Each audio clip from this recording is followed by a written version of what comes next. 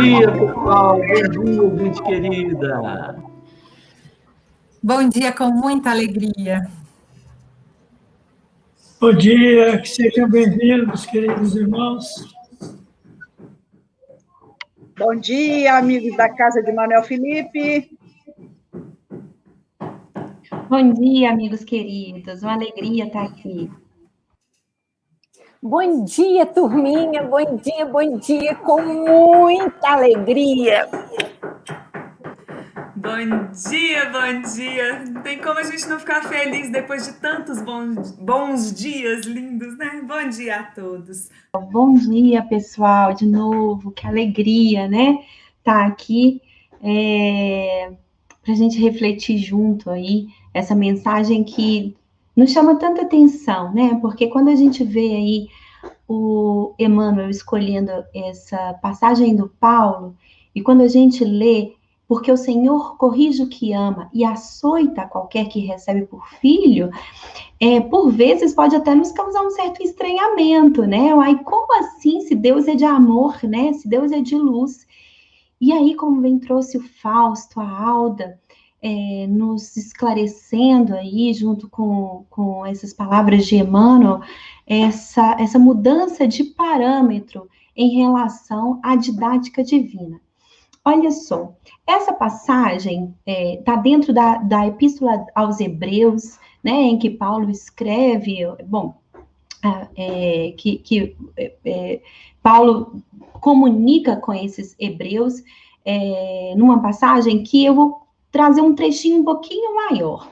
Ele fala assim, ó: considerai, pois, aquele que suportou tais contradições dos pecadores contra si mesmo. Ou seja, lembra de Jesus.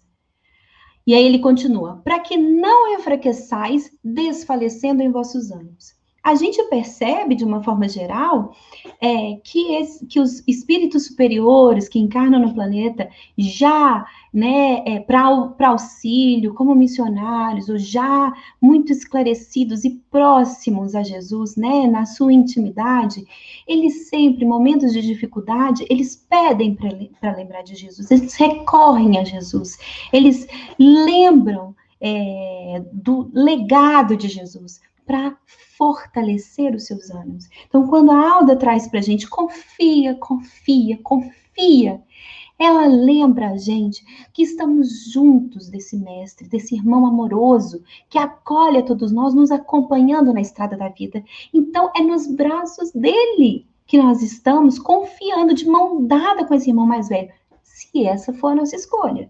Então, confia é segurar na mão desse irmão mais velho e falar assim, por onde nós vamos? E aí eu me sinto segura, forte, para enfrentar possíveis dificuldades que eu vou encontrar no meu caminho. E aí Paulo continua assim: ainda não resistes até o sangue, combatendo contra o pecado. A gente ainda não vai, nos nossos esforços íntimos, combatendo as nossas sombras morais. A gente cai muito, recorrentemente, no tá muito para mim. Ah, isso é demais para mim. Essa eu não aceito. Como o Fausto bem disse no começo, como se Deus fosse alguém vingador, fosse um homem vingador. Olhamos e projetamos em Deus as nossas dificuldades, quando Ele é puro amor. Então, se chega em nossa caminhada, é porque nós construímos esses dissabores e é preciso compreender uma forma diferente de olhar para a vida eterna, como espíritos eternos. E aí continua Paulo: e já vos esquecestes da exortação que argumentava convosco como filhos. Filho meu, não desprezes a correção do Senhor, e não desmaies quando por ele fores repreendido.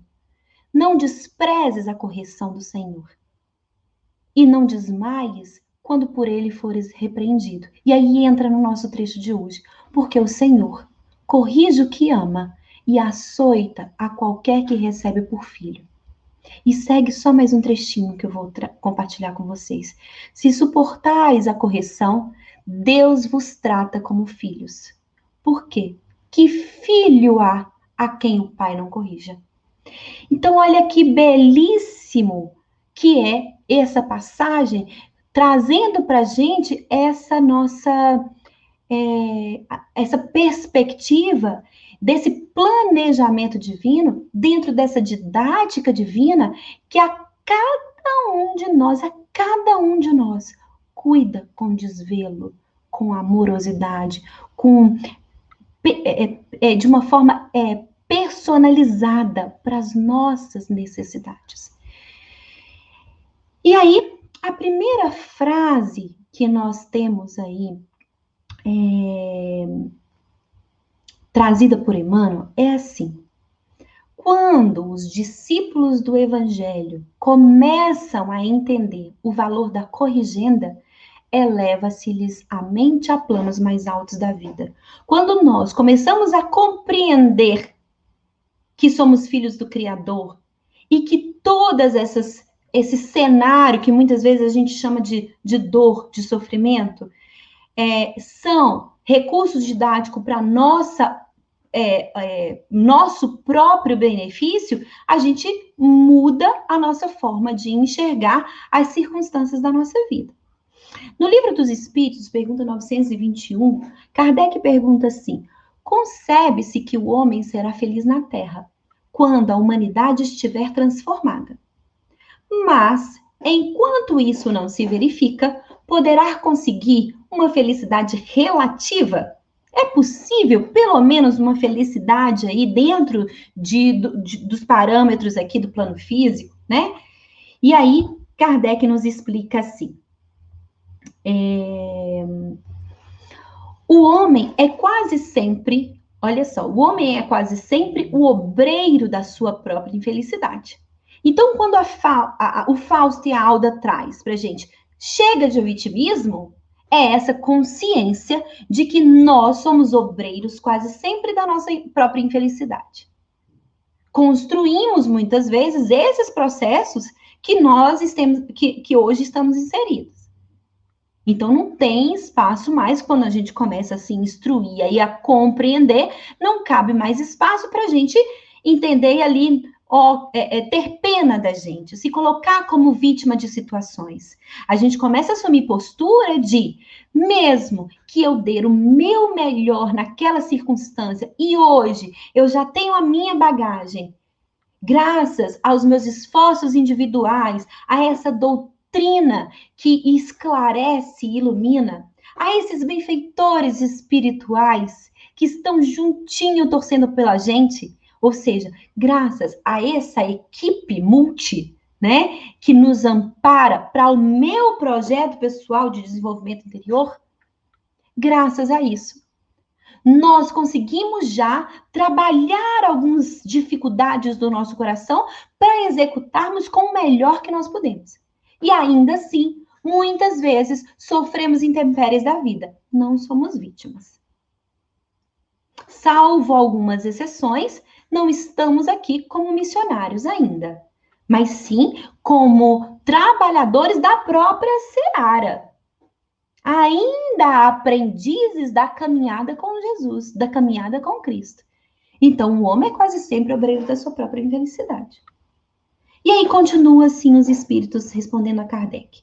Pela prática da lei de Deus, a muitos males pode forrar-se, proporcionando a si mesmo felicidade. Então, se eu caminho na lei de amor, muitas coisas eu não preciso viver de infelicidade. E aí, olha o que diz. E proporcionando a si mesmo felicidade tão grande quanto comporte a sua existência grosseira. Temos limitações no plano físico. Quando nós encarnamos ali com limitações das nossas potencialidades, obviamente, e, portanto, de um potencial de felicidade que nós conseguimos em espírito eterno. A própria vida física exige ali algumas limitações. Faz sentido, não é? E ele explica isso pra gente. Ele esclarece, dá sentido ainda mais. que os espíritos falam? Aquele que se acha bem compenetrado de seu destino futuro, ou seja, aquele que já está lembrando, vigiando de que nós somos espíritos eternos, vê na vida corporal mais do que uma estação, não vê na vida corporal mais do que uma estação temporária. Nós estamos aqui, ó, por um tempinho. É muito mais do que isso. Então, dá o exemplo eles. É como se fosse uma parada momentânea numa hospedaria de má qualidade. Facilmente nós nos consolamos de alguns aborrecimentos ali passageiros. Porque nós sabemos que é uma hospedaria, né? Então, facilmente se consola de alguns aborrecimentos passageiros. De uma viagem que o levará a tanto melhor posição quanto melhor tenha cuidado dos preparativos para empreender. Então, pensemos nós nessa viagem em que nós nos colocamos aí para o nosso próprio benefício, numa estação temporária, em que nossas escolhas aqui, elas não são limitadas a essa história específica, mas as consequências de uma vida eterna. O que minhas escolhas de hoje, as minhas decisões de hoje, elas têm de reflexo para o meu espírito como vida eterna. Ou para o meu redor, né?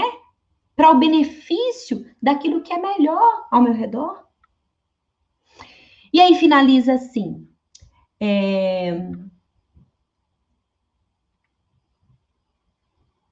Já nesta vida, somos ali, enfrentamos algumas dificuldades pelas nossas próprias infrações, que é o que o Fausto trouxe no começo, né? E nós, se gradativamente nós remontarmos à origem do que chamamos as nossas desgraças terrenas, veremos que, na maioria dos casos, elas são a consequência de um primeiro afastamento nosso do caminho reto. Nós decidimos nos afastar do caminho reto. Então, o filho pródigo está lá, junto, né, na casa do pai, e numa rebeldia íntima fala assim, isso aqui não é para mim, não. Ó, quero sair, quero um outro caminho. E aí ele se afasta e, a partir de então, encontra dificuldades no próprio caminho, né? E olha que interessante que o Pensamento e Vida, no capítulo 10, chamado Entendimento, Emmanuel fala assim pra gente, dá um exemplo pra gente, assim. Até é preciso que a gente use o buril para trabalhar o mármore, dar a esse mármore vida à arte que inflama a mente do artista. Então, pensemos em Deus, na obra do Criador. Somos obra do Criador. O buril da vida, das dificuldades ali, são esses, as nossas dificuldades são esses buris, esse buril da vida a lapidar as nossas condições morais, né? A fazer transcender ou fazer sair aqui esse brilho divino que todos nós carregamos.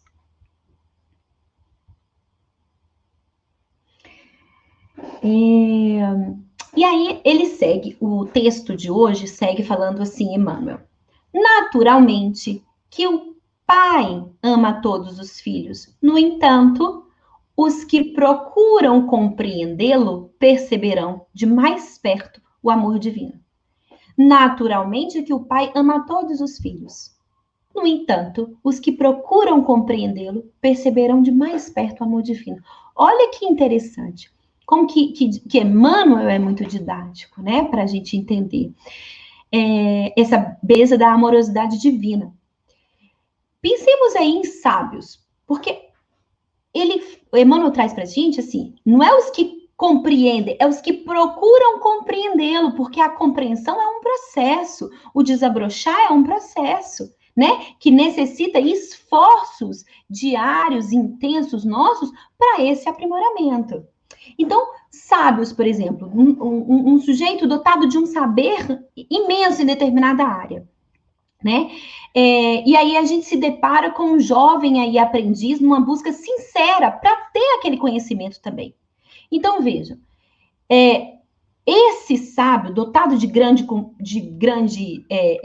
conhecimento, ao ver aquele interesse daquele aprendiz, aconchega aquele aprendiz no interesse de ir colocando as informações, colocando verdades, explicações, com muita amorosidade, com muito carinho, com muita dedicação, e felicita-se desse processo, nesse interesse desse aprendiz, mesmo que ele ainda saiba muito pouco. Mas o interesse de estar ali como aprendiz sincero da obra faz com que aquele sábio entregue esses dons maravilhosos, paulatinamente, fazendo daquele ali mais um mestre futuramente, né? E é essa a obra do Criador, né? Qual a nossa postura, no entanto, diante desse tutor? Como aprendiz da obra do Cristo. Da obra de Deus, né, na verdade. Que esse tutor não exige completo conhecimento do aprendiz, mas oferece a cada momento, assim como tutor, ele passa a entender na observância ali, como tutelado, né, como aquele aprendiz, ele começa ali no estar junto, na observação sincera, no interesse sincero, começa a compreender mais essa intimidade, esse amor divino. Então, os que procuram entender, perceberão de mais perto esse amor divino. Turminha, se vocês quiserem comentar, tá? Fiquem à vontade, por favor. Bom, o Emmanuel segue no texto assim: máxima identificação com o Senhor representa máxima capacidade sentimental. Quanto mais eu me identifico, mais eu desenvolvo essa capacidade mental, sentimental. Mais eu me alinho com o amor, mais eu vivencio esse amor em mim. No Livro dos Espíritos, pergunta 625, Kardec pergunta: qual o tipo mais perfeito que Deus já ofereceu ao homem para lhe servir de guia e modelo? E aí os Espíritos respondem de uma forma extremamente objetiva: Jesus. Ponto. É isso. Né? Kardec explica ali um pouco mais esse modelo e guia que nos foi oferecido, né? Jesus, para nos mostrar no mundo como agir, como se comportar, como pensar, como interpretar os cenários divinos, como acreditar, confiar e desenvolver a nossa fé em Deus, fazendo a nossa parte assertivamente, efetivamente, com esforço e dedicação, e nos colocando na ordem da lei divina, na ordem da lei do amor, nessa lei superior, estabelecendo assim um vínculo verdadeiro com Deus, estabelecendo assim uma força, uma potência de força em nós, que é a fé. João, diante da morte de Paulo de Tarso, ele chorando ali, né, pedindo a Deus o amparo, o auxílio, Jesus se aproxima de João e fala assim: continua incorporando as forças e as virtudes aos dons e ao amor dos que se sacrificaram em meu nome. Nenhuma criatura ficará só, porque Deus é justiça, e acima de justiça é amor. Então nós não podemos esquecer. Não podemos esquecer do amparo amoroso de Deus para cada um de nós. Pequenininhos que somos, estamos no foco divino. Estamos sob a tutela divina. E nenhuma criatura ficará só. Porque Deus é justiça e acima de justiça, Ele é puro amor. Nós encontramos isso no livro Francisco de Assis, do Miramês. Então, nós precisamos sim nos instruir. buscar o desenvolvimento intelectual, aumentar a nossa bagagem intelectual para nos auxiliar a construir os raciocínios diários, para nos auxiliar a compreender as circunstâncias. Mas não podemos esquecer que, acima de tudo isso, impera a lei de amor. E aí, os discípulos, por exemplo, eles conviveram ali com Jesus por 3 anos, mas eles aprenderam a amar, fazendo a obra do Cristo, praticando a obra do Cristo, né? Quando Cristo vai desencarnar, no processo em que ele vai viver da crucificação, os apóstolos os abandonam ali por fraqueza moral, por dificuldade moral, mas vem a oportunidade logo em seguida de, na prática do dia a dia, colocar esses conceitos de força, de ânimo, de fé na prática do coração, do amor, né? Então eles vão aprendendo. Pedro fala que foi na casa do caminho, cuidando de cada coração que chegava ali, conversando com cada coração que ali se encontrava, que ele desenvolveu esse entendimento sobre o legado de Jesus, sobre a lei de amor, sobre o que Deus oferece para nós. Continua Emmanuel assim: chegado a essa posição, ou seja, a essa posição de identificar-se com o Senhor, né, e de que isso representa a capacidade sentimental máxima, chegada a essa posição, penetra o espírito em outras zonas de serviço e aprendizado. Compreendi esse cenário divino? Estou como um instrumento divino. João fala isso aí, somos instrumentos divinos. João Evangelista, né? E tem uma passagem muito interessante nesse livro também, Francisco de Assis, em que ele conta um pouquinho da história. Isso também são dados bíblicos, né? Mas o Miramês traz isso para a gente de uma forma bem fluida. E que Salomé pede para Jesus, é aquela passagem que Salomé pede para Jesus para que Tiago e João fiquem do seu lado, né? Para que os seus filhos estejam do lado de Jesus. E a resposta de Jesus é assim: não compete a mim decidir.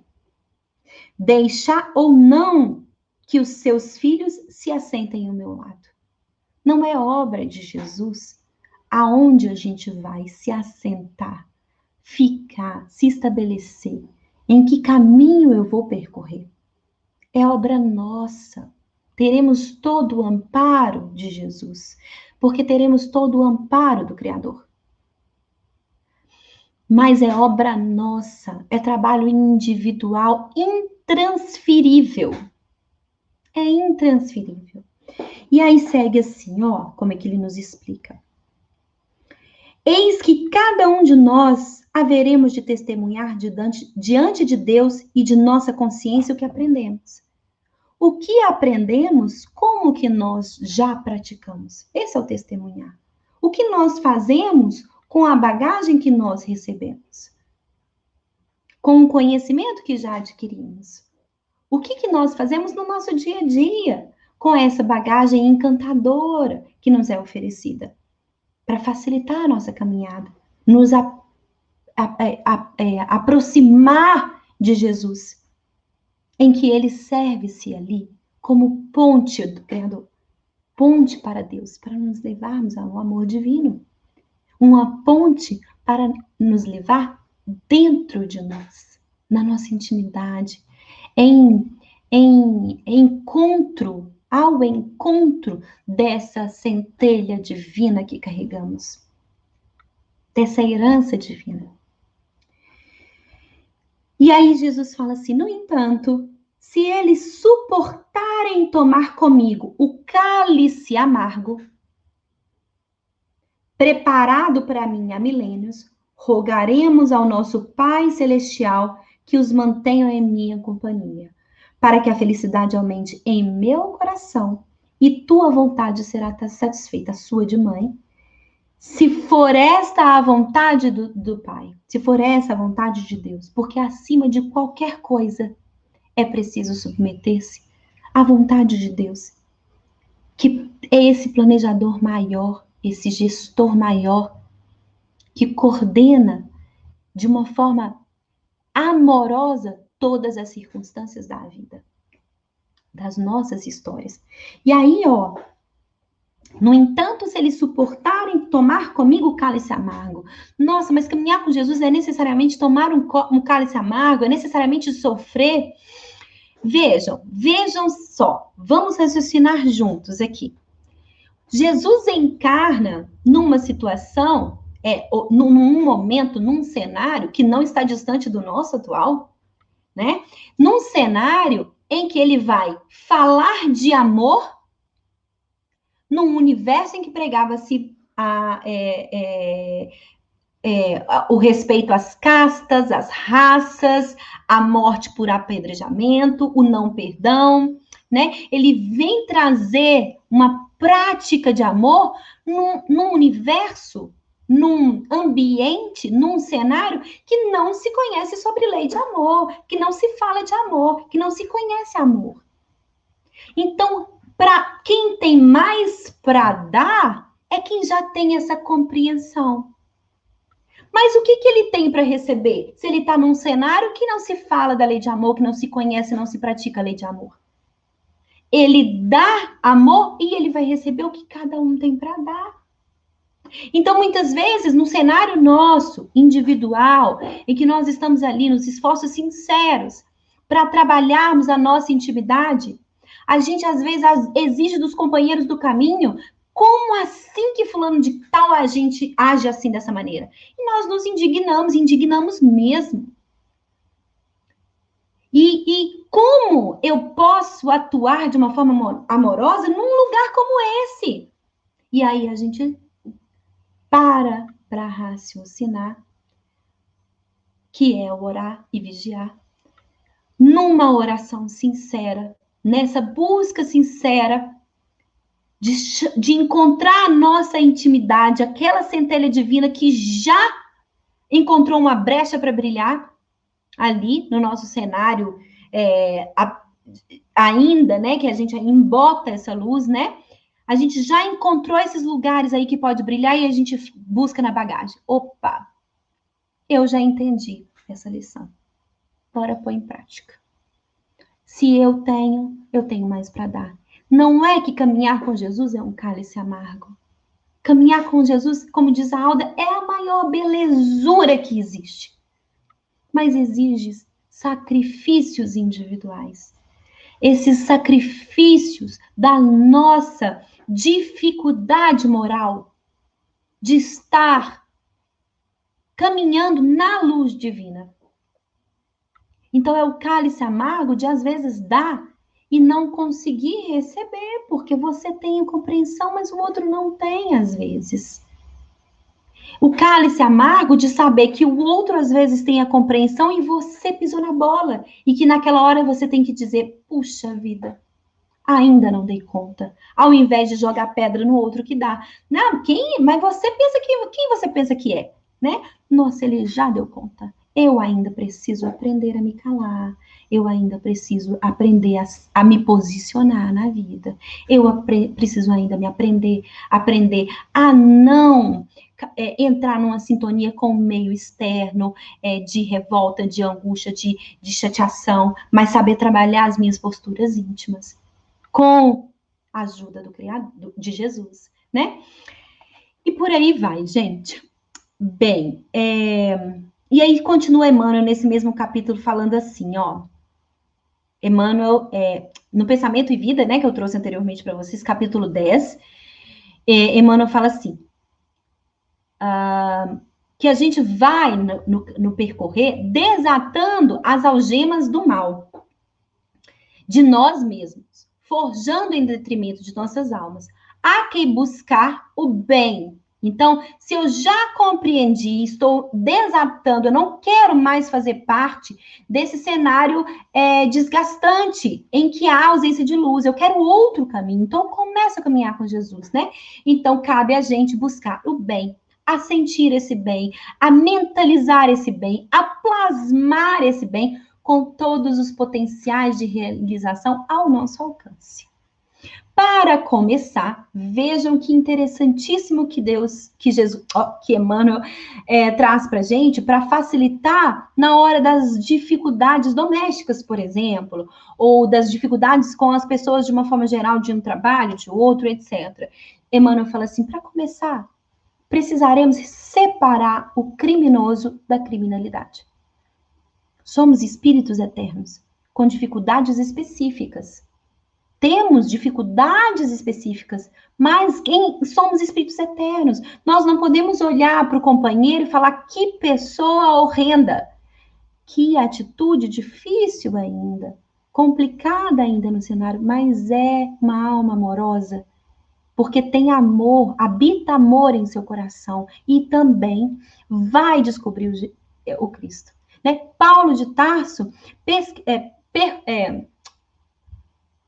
perseguiu os cristãos, mandou matar Estevão e tantos outros, né? Construiu um cenário de dificuldade ali para os primeiros cristãos. Mas quando caiu a ficha dele para Jesus, que grande trabalhador que ele foi. Então vai nos modificando aí nesse cenário em relação ao olhar para a dor. Porque às vezes a gente sofre muito com determinadas companhias que a vida nos ofereceu. Sofre muito em determinadas situações com os nossos companheiros de existência. A gente coloca muito sofrimento nisso. E às vezes a gente precisa lembrar que somos todos espíritos eternos na obra do Criador. E vamos, como diz Emmanuel, nos apequenando para nos ajudar sem apequenar a alma, sem perder a altura, sem perder o olhar para o Cristo. Vamos com humildade, entendendo que também somos espíritos em aprendizado, sem perder o olhar para aquilo que é maior, aquele cenário da onde a gente quer chegar. E Paulo de Tarso, vamos ver só o que a Dani está falando aqui. Isto de nos capacitar para o trabalho com Jesus é vital, pois de alguma outra forma ficamos somente na condição de receber ajuda e não de auxiliar. Fazer nossa parte é abrir espaço para o amor acontecer. Lindíssimo, Dani, lindíssimo. É trabalhar como instrumento mesmo divino, né? Fazendo a nossa parte aqui dentro de nós, né? Permitindo que esse amor se expanda, transcenda, transborde em nós. Muito legal, obrigada, viu? E aí, quando em situações de dificuldade, de dor, falando desse cenário interno que a Dani trouxe, que nós estamos conversando, de trabalhar esse cenário interno, né, para enxergarmos aí a obra do Criador, Paulo de Tarso, ele está sendo ferido ali pelo sacerdote, que o açoita ali já na hora que, nos últimos momentos aí da vida dele, em que ele já vai indo ali para os martírios do final de vida dele, né? Martírios físicos, né? Ele olha para o sacerdote e fala assim, ó, pode me ferir, porque eu já criei um santuário intangível às vossas mãos, e onde Jesus há de reinar para sempre. Então, olha o olhar para a questão da dor de Paulo. Essa dor, ela é momentânea. Essa dor que está chegando na minha vida, nesse momento, ela é temporária. Ela não vai me desequilibrar intimamente, porque eu já criei um santuário intangível a qualquer outro processo difícil ali de sofrimento. E essa dor desse momento só tem espaço na minha intimidade para que eu possa crescer e evoluir. Porque em minha intimidade, nesse santuário criado para Jesus, ele há de reinar para sempre. É uma decisão tomada. E que frequentemente nós precisamos recorrer para nos dar força diante das vicissitudes da vida, diante dos cálices amargos, diante das provas que nós vamos enfrentando no caminho. E olha que Jesus fala de cálice amargo, ele como missionário. Nós, não. Nós temos uma bagagem gigantesca para resolver. Continua assim, Emmanuel. A princípio, dói-lhe as corrigendas. Atormentam-nos os açoites da experiência. Entretanto, Se sabe vencer nas primeiras provas, entra no conhecimento das próprias necessidades e aceita a luta por alimento espiritual. E o testemunho de serviço diário por indispensável expressão da melhoria de si mesmo. Muda o nosso parâmetro, muda o nosso olhar. E João, nesse livro de Francisco de Assis, logo no comecinho, ele tem uma fala belíssima, maior, não pude compartilhar aqui, mas vale a pena dar uma olhada, em que ele fala sobre essa alegria de ser útil, né? E de colocar tudo nas mãos de Deus. Que seja feita a vontade de Deus, porque por onde eu for, levarei a alegria de ser útil. Onde quer que eu esteja, na comunhão com Deus, como que eu posso ser útil aqui? Ser útil para mim mesmo. Fazer dessa encarnação, fazer essa encarnação útil para a minha evolução espiritual. Fazer das situações que eu vivo importantes recursos de aproveitamento para a minha evolução espiritual. São os parâmetros que vão mudando na nossa intimidade. Ele continua e fala assim, o próprio João Evangelista nesse livro. Quem não tiver fé, dificilmente se salvará. E aí ele explica pra gente. A salvação a que nos referimos é a estabilidade da consciência. É a gente ter a nossa consciência tranquila no cumprimento do dever. É a sentir essa paz interna, mesmo no meio das tempestades. Né? A passagem de tempestades aí, do mar, né, que Jesus traz para a gente, nessa confusão aí que algumas vezes a gente vive no mar da vida, essa paz interna nos aproxima desse nosso objetivo maior de evolução espiritual. A vida alegre é a que se consubstancia na luz da fé, porque ela eleva o espírito até a plenitude do amor. Então, quando vier o sofrimento, atrelado aos processos de dor, pensemos em como estamos enxergando essa situação. Porque se o sofrimento está grande demais, a gente está precisando ali observar com amorosidade esse nosso potencial de luz. Para que a gente encontre esforços, força e o nosso potencial para viver as dores em circunstâncias de paz interna, de estabilidade de consciência, de calmaria íntima para essa vida alegre dentro das limitações da vida corpórea. Nos enxergando como espíritos eternos. A vida está repleta de lições nesse particular, continua o texto de Emmanuel. O mineral dorme, a árvore sonha, o irracional atende o impulso. O homem selvagem obedece ao instinto. A infância brinca, o espírito consciente esforça-se e luta, a juventude idealiza. Então a gente pensa o seguinte, sem o combate a certos inimigos existentes dentro de nós, torna-se impossível alcançarmos essa misericórdia, essa felicidade.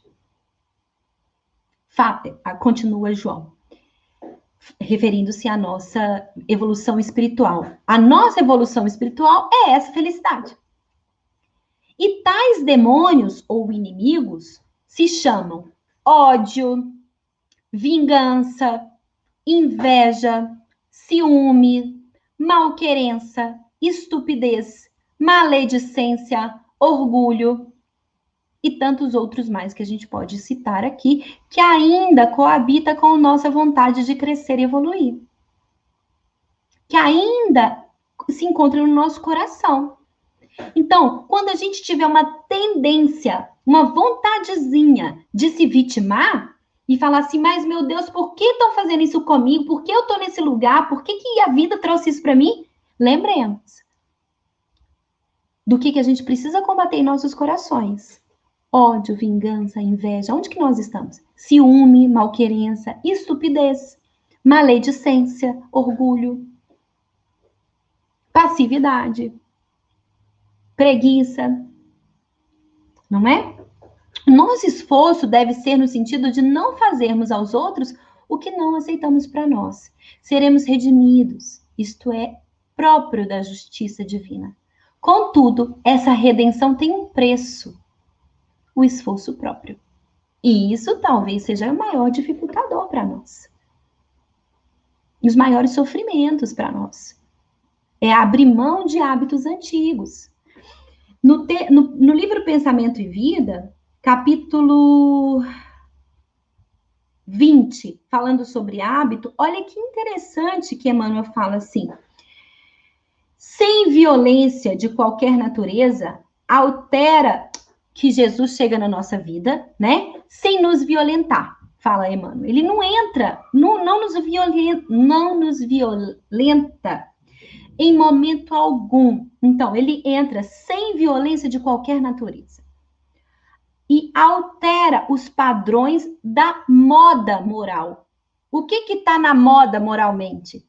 Jesus está alterando os padrões da moda moral, em que a Terra vivia há numerosos milênios e que a gente ainda se coloca.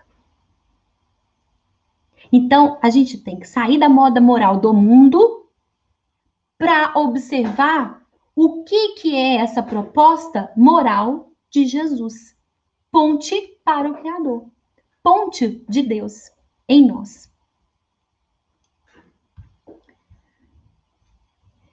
Tem mais um comentáriozinho aqui, ó. Os sofrimentos, quando recebidos com entendimento e resignação, nos permite a testemunhar o infinito amor de Deus por nós, que nos impulsiona em direção à libertação e elevação espiritual. Espetacular! A gente vai trocar apenas a palavra sofrimento, porque quando eu recebo com... deixa eu só pegar o comentário de novo aqui. Quando eu recebo com entendimento e resignação, concorda que nós estamos trabalhando nessa lógica de paz de consciência, de calmaria interna, e, portanto, não há espaço para o sofrimento. Há espaço para a dor. Aquela dor vai ser vivida. É uma dor com uma resignação. Sem aquela angústia interna que nos causa sofrimento. É a dor. Ninguém está dizendo que a gente vibra com a dor, fica feliz e sai soltando fogos de artifício. Mas a gente recebe com aquele processo de buril no mármore, né? Compreendendo que há transformação íntima nessa dor. Sem a carga da ansiedade do sofrimento, daquele peso que nos envolve o sofrimento. Concorda? Hélio Andrei. Eu não sei falar o seu nome. Hélio Andrei, eu acho que é isso.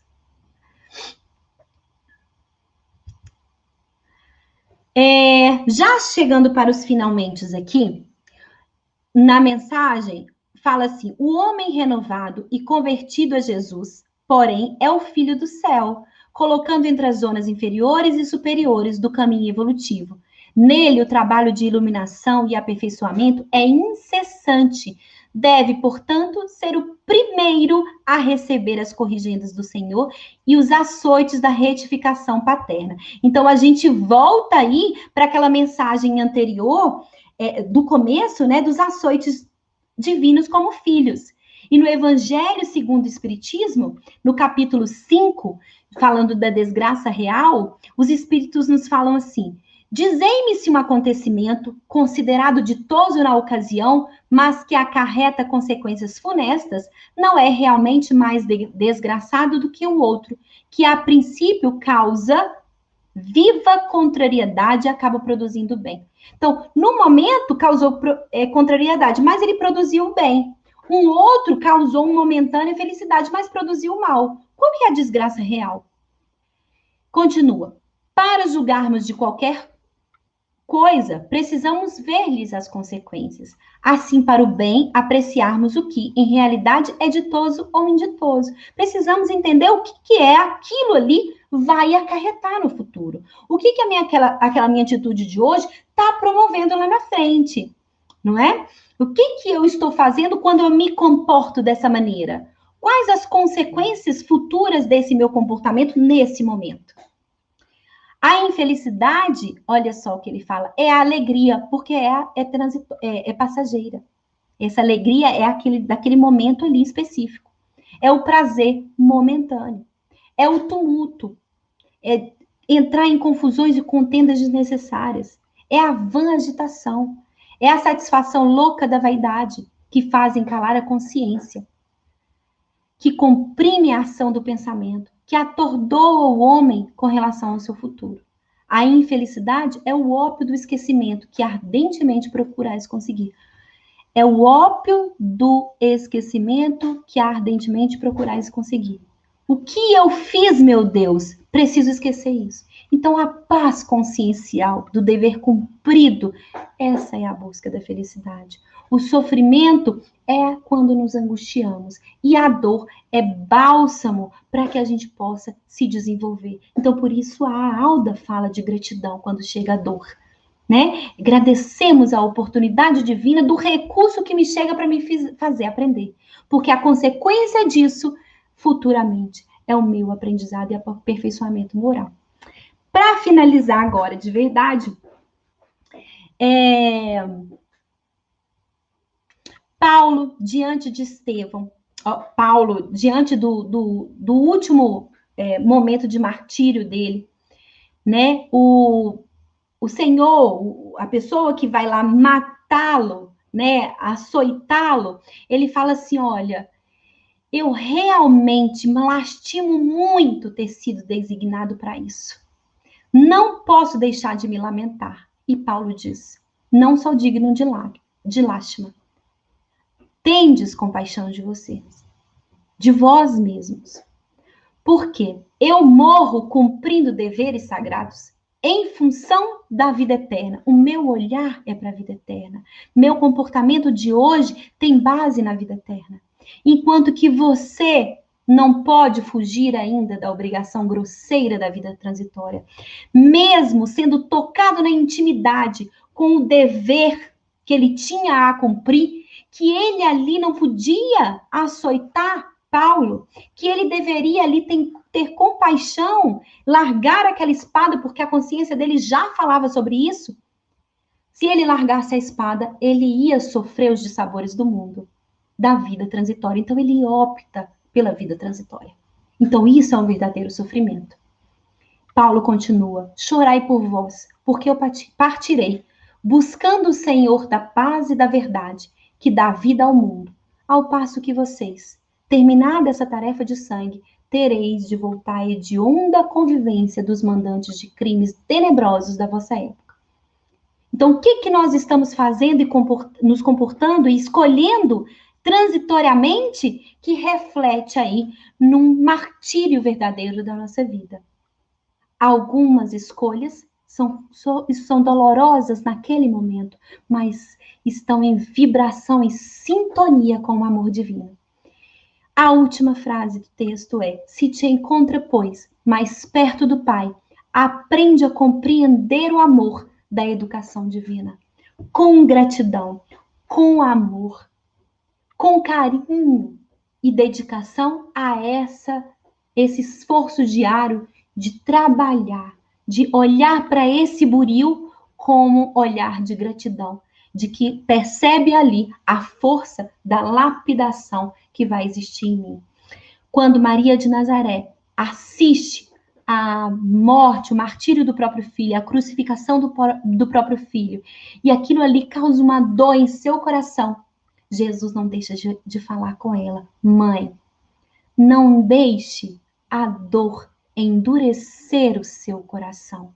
Então, que nós possamos abraçar essa mensagem amorosa de Jesus em seus últimos momentos, falando para a própria mãe: não deixemos a dor endurecer os nossos corações, turvar os nossos olhos, e sim abraçarmos esse amor divino, para a gente aí triunfar na caminhada redentora com Jesus. Ponte para Deus, hoje e sempre. É isso, gente, que eu trouxe para a gente refletir. Agradeço imensamente a oportunidade de falar de um tema tão profundo, tão belo, tão carinhoso e que tanto estamos precisando, em tempos que tanto estamos precisando falar desses temas que tocam a nossa intimidade, o nosso coração, com o que nós estamos vivendo, né? Então, muito obrigada. Nós vamos chamar a Ângela para fazer a nossa prece final. Bom dia, pessoal. Eu peguei 2 trechinhos aqui de 2 livros que eu gosto muito. Um é do Lancelin, que chama Cirurgia Moral, e que diz assim, corroborando tudo que nós aprendemos hoje, todos somos enfermos, e no futuro, cada qual será seu próprio médico. Quem conhece melhor teus próprios males, a não ser tu mesmo? Os diagnósticos são feitos pelas tuas próprias informações. Começa agora a pensar nisso e usa os teus recursos em teu próprio valor. Dá os primeiros passos e os céus te ajudarão. E arremata o Emmanuel no livro Calma, dizendo, louva, agradece, abençoa e serve sempre. Então, com este pensamento em Jesus, com muita gratidão pela amorosidade do seu coração de nos indicar, Dr. Bittencourt, para nos ajudar sempre que necessário. Nós temos que agradecer muito. E, por favor, que esta semana nós possamos lembrar desta frase. Louva, agradece, abençoa e serve sempre a Jesus. Obrigada, meu Pai de misericórdia, por mais um dia de vida terrena, em que podemos refazer os nossos passos. Que assim seja, graças a Deus.